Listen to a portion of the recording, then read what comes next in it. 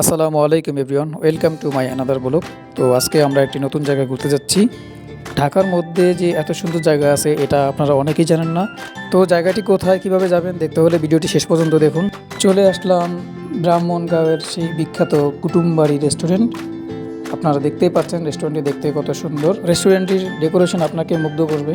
তো দেখতেই পাচ্ছেন কত সুন্দর করে তারা গিটার সাজিয়েছে এবং এই রেস্টুরেন্টের উপরে ওঠার ব্যবস্থা আছে।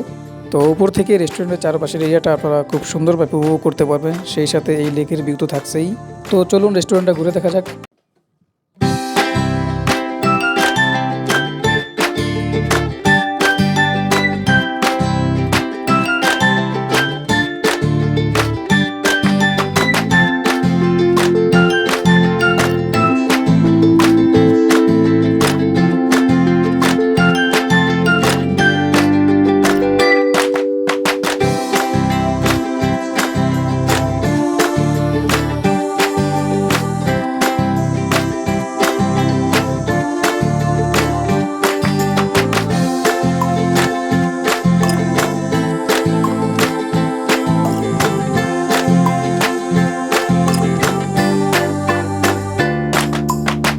সো ভিউয়ার্স, কুটুমবাড়ি রেস্টুরেন্টের ঠিক পাশেই আরও একটি রেস্টুরেন্ট রয়েছে যার নাম হচ্ছে স্টি কুটুম। এই রেস্টুরেন্টটাও দেখতে বেশ সুন্দর লাগছে। দেখতেই পাচ্ছেন যে দুই পাশে কি সুন্দর করে তারা ডেকোরেশন করেছে। তো শুধু এই দুইটা নয়, এই পাশাপাশি এক সিরিয়ালে আরও প্রায় 5-7টা রেস্টুরেন্ট রয়েছে ছোট বড়। প্রত্যেকটা রেস্টুরেন্টে সারিবদ্ধভাবে তারা এই লেকের পাশে করেছে, যা দেখতে বেশ সুন্দর লাগছে।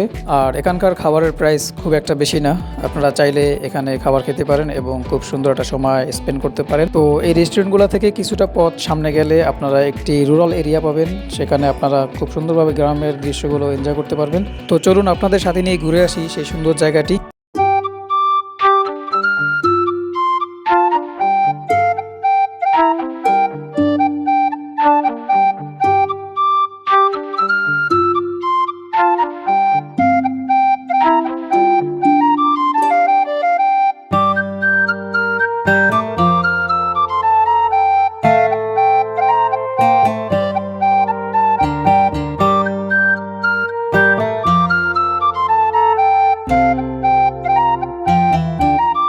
সো ভিউয়ার্স, ঢাকার মধ্যে যে এত সুন্দর এক গ্রাম রয়েছে এবং এখানে আসলে যে এত সুন্দর সুন্দর দৃশ্য দেখতে পাবো তা কল্পনাও করিনি। তো দেখতেই পাচ্ছেন যে ভাইটি কত সুন্দর দক্ষতার সাথে মাছ ধরতেছে।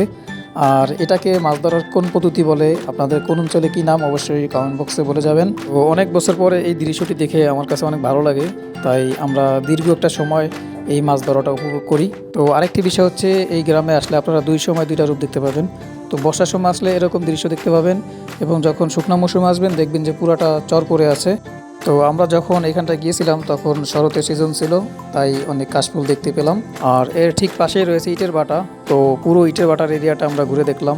তো আপনারা এখানে আসলে ইটের ভাটার এরিয়াটা ঘুরে যাবেন, এই জায়গাটাও বেশ সুন্দর। তো হাঁটতে হাঁটতে আমাদের সামনে একটি ফল গাছ পড়লো, আমি এবং আমার স্যার একদম ঝাঁপিয়ে পড়লাম গাছটার উপরে। তো যে পাকা পাকা ফলগুলো ছিল ওগুলো পেরে নিলাম।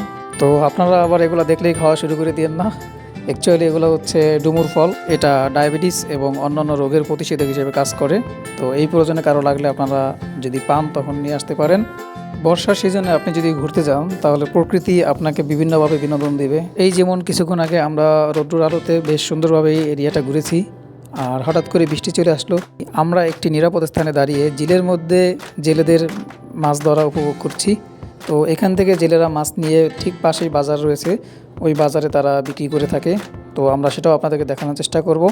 তার আগে এখানে এক বিখ্যাত চায়ের দোকান আছে, তো চলুন আমরা আগে সেই বিখ্যাত মালাই চাটা ট্রাই করে আসি। চলে আসলাম সেই মালাই চায়ের দোকানে। তো আপনারা দেখতেই পাচ্ছেন যে একেবারে খাঁটি গরুর দুধ থেকে তৈরি হচ্ছে সেই মালাই চা, আর প্রতি কাপ নিচ্ছে 20 টাকা করে। অসাধারণ চা। এই দোকানের মালিকের নাম হচ্ছে সুজন মামা। তো আপনারা যখন এই ব্রাহ্মণগাঁও এসে নামবেন ঠিক সিএনজি স্ট্যান্ডের পাশেই এই দোকানটি, অথবা কাউকে জিজ্ঞেস করলে হবে যে সুজন মামার মালাই চা। এখানে আসলে আপনারা 2-3 ক্যাটাগরি চা পেয়ে যাবেন, তার মধ্যে মালাই চাটাই অন্যতম। আমার লাইফের সেরা একটা চা ছিল এটা। তো আপনারাও আসলে এটা অবশ্যই ট্রাই করে যাবেন। দোকানের পিছনে রয়েছে সেই বিখ্যাত লেকটি। তো আপনারা এখানে বসে চা খেতে খেতে এই লেকের ভিউটা খুব সুন্দরভাবে উপভোগ করতে পারবেন। প্রিয় ভিউয়ার্স, এই ব্রাহ্মণগাঁও গ্রামটি একাধিক কারণে বিখ্যাত। আপনারা আমার সামনে দেখতেই পাচ্ছেন যে অনেক দেশি প্রজাতির মাছ রয়েছে এবং তার পাশেই দুধ রয়েছে। তো এখানে খাঁটি গরুর দুধ পাওয়া যায় এবং এই ব্রাহ্মণগাঁয়ের আশেপাশে যে ঝিলগুলো আমরা আপনাদেরকে দেখালাম সেই ঝিলের মাছগুলোই এই বিকালের সময়টাতে তারা এখানে বিক্রি করতে নিয়ে আসে। তো আপনারা যারা ঝিলের একদম তাজা মাছ চান তারা বিকালের সময়টাতে এখানে আসলে এই তাজা মাছ এবং খাঁটি গরুর দুধ নিতে পারবেন। সো ভিউয়ার্স, আমরা এখন ঘোরাফেরা শেষ করে চলে যাচ্ছি।